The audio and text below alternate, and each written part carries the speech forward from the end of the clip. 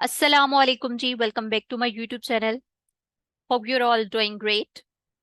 अच्छा जी, gender studies MCQ series की आज हमारी सेकंड लास्ट वीडियो होगी। इसके बाद एक और वीडियो अपलोड की जाएगी और इस तरह से आपकी 2016 से ऑनवर्ड 2023 तक के एमसीक्यूज कवर हो जाएंगे।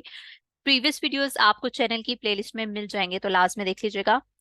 पास्ट पेपर्स के अकॉर्डिंग अगर हम फर्स्ट एमसीक्यूज की बात करें, आज के एमसीक्यूज की बात करें, तो वो है आर्टिकल 34 के बारे में पूछा गया था कि आर्टिकल 34 जो है कॉन्स्टिट्यूशन का, वो किस चीज को डिक्लेयर करता है। तो वो स्टेट को डायरेक्ट करता है कि वुमेन्स को लाइफ के डिफरेंट स्फेयर में पार्टिसिपेट करने दिया जाए। ठीक है, डिफरेंट सोशल एक्टिविटीज में उनकी पार्टिसिपेशन के लिए मेजरमेंट्स की जाएं। ठीक है, तो आर्टिकल 34 ये चीज डायरेक्ट करता है स्टेट को। आर्टिकल 32 जो है वो वुमेन्स के राइट की बात करता है, उनकी रिप्रेजेंटेशन की बात करता है लोकल गवर्नमेंट में। ठीक है, लोकल गवर्नमेंट में वुमेन्स की स्पेशल रिप्रेजेंटेशन की बात करता है। और आर्टिकल 35 जो है वो वुमेन्स की मैरिजेस, उनकी फैमिली, उनके चाइल्ड की प्रोटेक्शन की बात करता है। ठीक है, तो ये तीनों आर्टिकल्स का आपको लाजमी पता होना चाहिए। देन है जी अगला MCQs. Doctor Shamshad Akhtar took over as governor the state bank of Pakistan on 2 January 2006 for 3 year term. ठीक है, डॉक्टर शमशाद अख्तर, इनका पता होना चाहिए, गवर्नर रह चुकी हैं स्टेट बैंक ऑफ पाकिस्तान की। देन है जी डॉक्टर अख्तर, जो कि फर्स्ट वेमेन हैं जो कि 14th गवर्नर रही हैं स्टेट बैंक ऑफ पाकिस्तान से, पाकिस्तान के सिंस इट्स इंसेप्शन, जब से ये बना है जुलाई 1948 को। ठीक है, बाकी अगर हम स्टेट बैंक की बात करें तो इसका हेडक्वार्टर आपको पता होना चाहिए कराची में है। और ये कब वजूद में आया, तो 7 जनवरी 1948 को हुआ। ठीक है, एस्टेब्लिश हुआ। फर्दर सब्सिडरी की बात करें, यानी वो इदारे या इंस्टीट्यूट जो इसके अंडर हैं, तो वो है जी Roshan digital account house building finance company Pakistan security printing corporation. ये जस्ट आपके नॉलेज के लिए है। अगला एमसीक्यूज हमारा जी gender structure theory. Gender structure theory का पूछा गया था, यानी डिटेल दी गई थी और इस टर्म का पूछा हुआ था। तो जेंडर स्ट्रक्चर थ्योरी जो है एक कह लें कि कंसेप्चुअल फ्रेमवर्क है जो कि बताता है कि जेंडर जो है वो सोसाइटी में किस तरह से रिप्रोड्यूस होता है।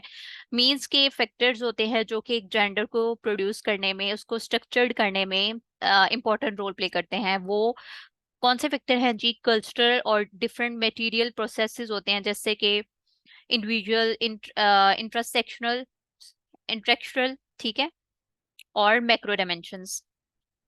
और एक जेंडर जो है वो किस तरह से इन्फ्लुएंस होता है, सोशली होता है, कल्चरली होता है, इकोनॉमिकली होता है। बाकी आप ये डिटेल देख लीजिएगा। फिर अगला एमसीक्यूज है जी विमेन डे कब सेलिब्रेट किया जाता है, तो 8 मार्च को आपको पता होना चाहिए। अगला एमसीक्यूज है जी ये एब्रीविएशन पूछी गई थी एनसीएसडब्ल्यू, ये क्या है और ये कब एस्टेब्लिश हुई, आपको इसकी ये चीजें पता होनी चाहिए। तो एनसीएसडब्ल्यू क्या है जी? National commission on the status of women. और ये कब कब एस्टेब्लिश हुई? 2000 में हुई। अगला एमसीक्यू है जी the fourth South Asian speaker summit on achieving sustainable development goal. ये एक jointly organized by inter parliamentary union and the people's Majlis will take place in माल।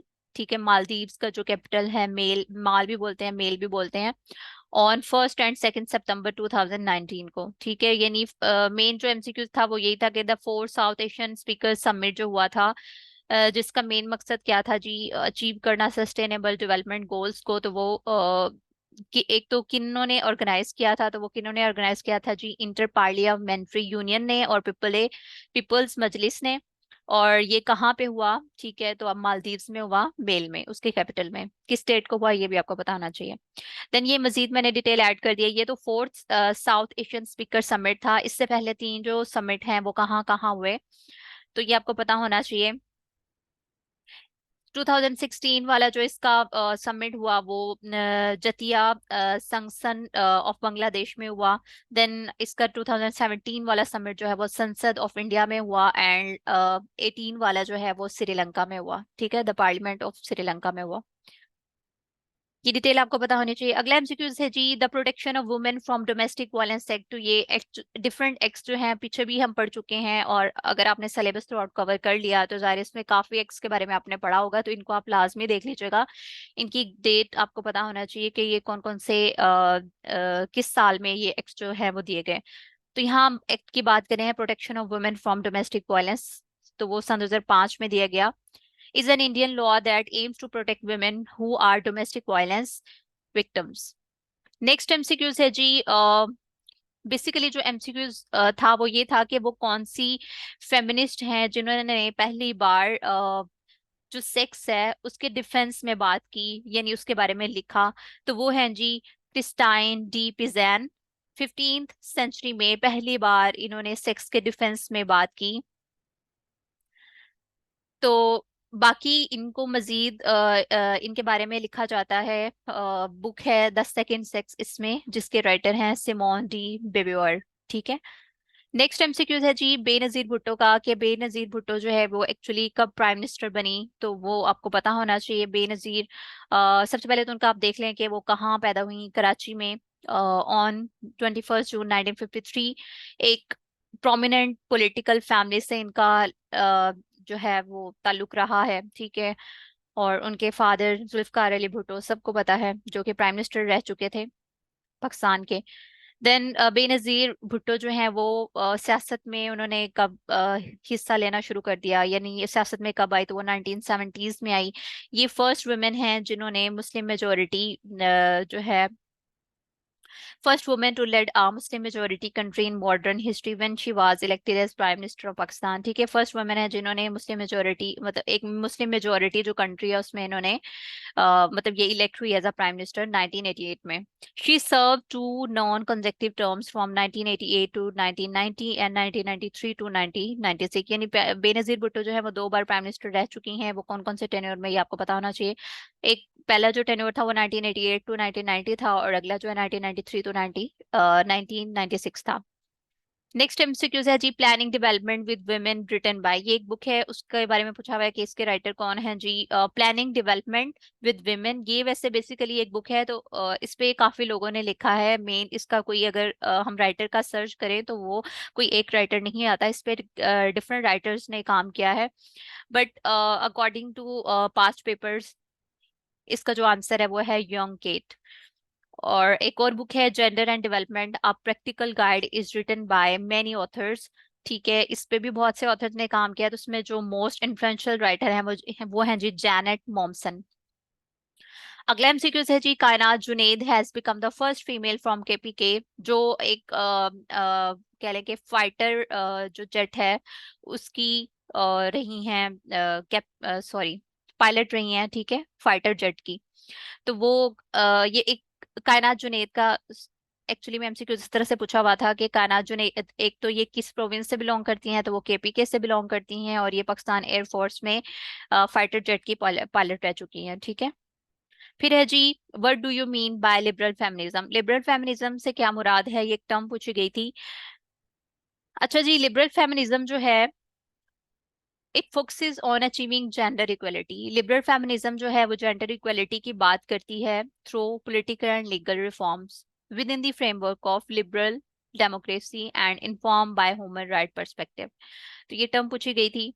अगली टर्म है जी post modern feminism. Post modern feminism जो है ये बात करती है पेट्रियार्किकल जो नॉर्म्स हैं उनको खत्म करने की बात करती है। ठीक है, जो जेंडर इनइक्वालिटी हो रही है उसके ऊपर बात करती है। तो ये आपको पता होना चाहिए। और ये मिक्सचर है, mix of post structuralism, post modernism and French feminism का। तो ये एज इट इज आपको ये पूरी स्टेटमेंट याद होनी चाहिए, ये एज इट इज ही पेपर में आती है। अच्छा जी, ये जो थ्योरी है ये बताती है कि सेक्स और जेंडर जो है वो सोशली कंस्ट्रक्ट किए जाते हैं थ्रू लैंग्वेज। अगला एमसीक्यूज बनता है जी the Harvard institute for international development elaborate the framework in collaboration with the वाइड, यानी वाइड क्या है जी, women in development office of. अब ये USAID क्या है बॉस, ये मैं आपको बताती हूँ। पूरी अगर टर्म की बात करें तो Harvard institute for international development जो है वो बात करता है वुमेन्स के राइट्स की, ठीक है, के साथ कोलैबोरेशन करके वुमेन इन डेवलपमेंट जो एक ऑफिस है यूनाइटेड स्टेट में, United state agency for international development, उसके साथ कोलैबोरेशन करके ये वुमेन्स के राइट की बात करता है। और उन्होंने मजीद स्टेटमेंट्स दिए हैं, और ये पहली बार कब डिस्क्राइब किया गया, 1984 में। मेन जो इसमें पर्सनालिटी ने काम किया वो कैथरीन ओवरहोल्ट है, तो इनका भी आपको पता होना चाहिए। देन अगला एमसीक्यू पूछा इस तरह से गया था कि नोबेल प्राइज जो है वो मलाला यूसुफजई को किस साल में दिया गया, तो वो 2014 में दिया गया। लेकिन पाकिस्तान की दो पर्सनालिटीज रह चुकी हैं जिनको नोबेल प्राइज मिला है, वो एक एक है Abdul Salam, who won the Nobel prize in physics 1979, और सेकंड है Malala Yousafzai, Nobel peace prize मिला 2014 में। नेक्स्ट एमसीक्यू है जी, the world first country to grant women universal suffrage was New Zealand, यानी अगर दुनिया की पहले ऐसे मुल्क की बात करें जो वुमेन को वुमेन के राइट ऑफ वोट की बात करता है, तो वो न्यूजीलैंड है।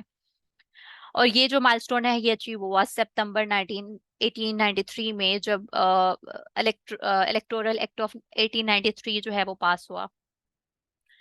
नेक्स्ट एमसीक्यू है जी, उसमें अब हम पिछले लेक्चर में शर्मीन ओबैद चिनॉय की बात कर चुके हैं, डिटेल में बात कर चुके हैं। उनकी डिफरेंट डॉक्यूमेंट्रीज भी मैंने वहाँ डिटेल में बताई हैं, आप लोग से डिस्कस की हैं। तो अगर हम पास्ट पेपर की बात करें तो वो ये पूछा गया है कि जो शर्मीन ओबैद हैं, इनकी वो कौन सी डॉक्यूमेंट्री है जिन्होंने ऑस्कर विन जिस डॉक्यूमेंट्री ने ऑस्कर विन किया है, तो वो है जी सेविंग फेस, जिसने एकेडमिक अवार्ड यानी एक ऑस्कर अवार्ड विन किया है एक शॉर्ट सब्जेक्ट पे इन 2012 में।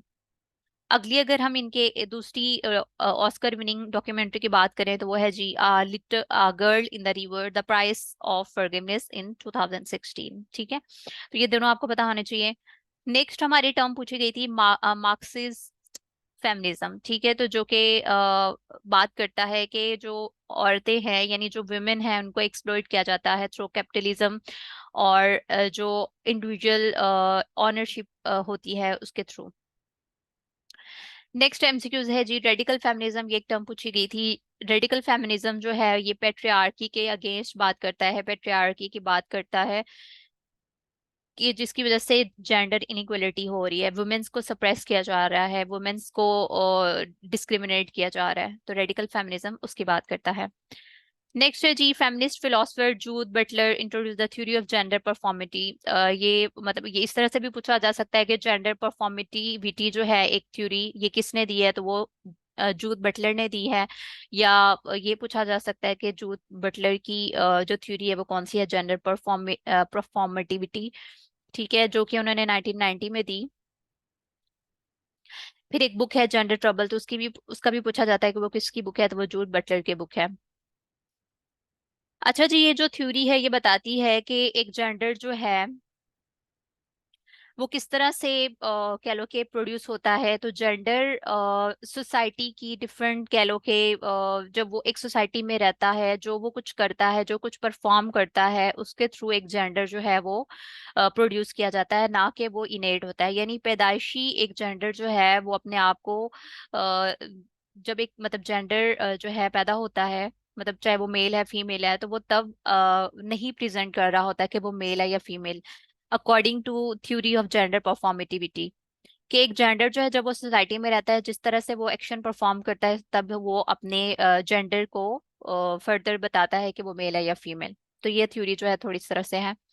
नेक्स्ट है जी, feminist theory often focuses on analysing gender inequality, ये थ्योरी पूछी गई है कि जो फेमिनिस्ट थ्योरी है वो किस चीज पे फोकस करती है, तो वो जेंडर की इनइक्वलिटी पे फोकस करती है, ठीक है। बाकी जैसे कि जेंडर इनइक्वलिटी में बात करें तो डिस्क्रिमिनेशन आ जाता है, ऑब्जेक्टिफिकेशन आ जाता है, ऑपरेशन आ जाता है, पेट्रियार्की आ जाती है, स्टीरियोटाइपिंग आ जाती है, आर्ट हिस्ट्री आ जाती है, कंटेम्प्रेरी आर्ट एंड एस्थेटिक्स, ठीक है।